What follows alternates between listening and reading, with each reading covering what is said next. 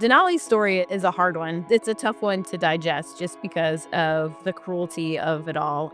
So in 2018, she was basically collateral damage in a domestic dispute.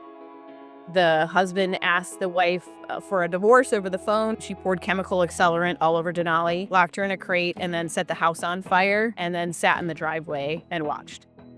The firefighters didn't realize that she had chemical burns, so all the dogs were brought to our local animal services. How chemical burns work is that the chemical obviously soaks into the skin, and it takes a while for the burns to declare themselves. Her skin started to just come off her back and her head and, everywhere on her body that the accelerant was poured. So Animal Services actually reached out to Suncoast Animal League because I had fostered burned puppies in the past. Even though it happened 7 years ago, it's still it's right there, just everything that she endured. I drove her from Animal Services to Blue Pearl, and it was such a long drive because she was in excruciating pain. She was just crying and screaming in the back of my SUV as I was trying to get her there. They weren't sure she was gonna make it. Through all of that cruelty and abuse, she never lost her spirit. She wagged her tail through it all. I'm in awe of her. I ended up adopting her on Valentine's Day 2019 because of what she went through and just the pain, abuse, and cruelty that kind of was part of her past. She stopped wanting to go outside. I think she thought that if I let her outside, I wouldn't let her back in.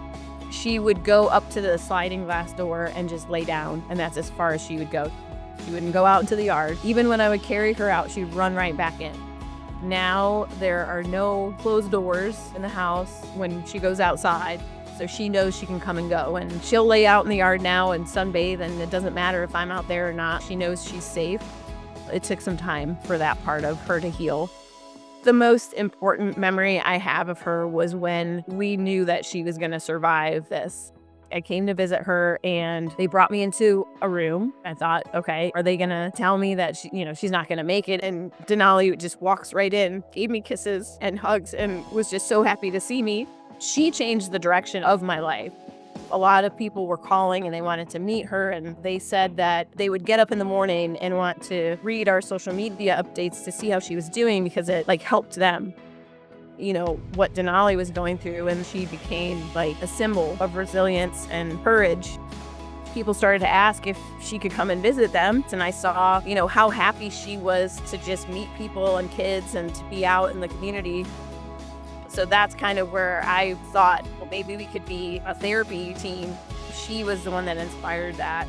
We were going to schools, we were visiting clubs. She's an airport therapy dog. She changed my life in that way, where she teaches me every day about patience and resilience and courage and the love that she gives.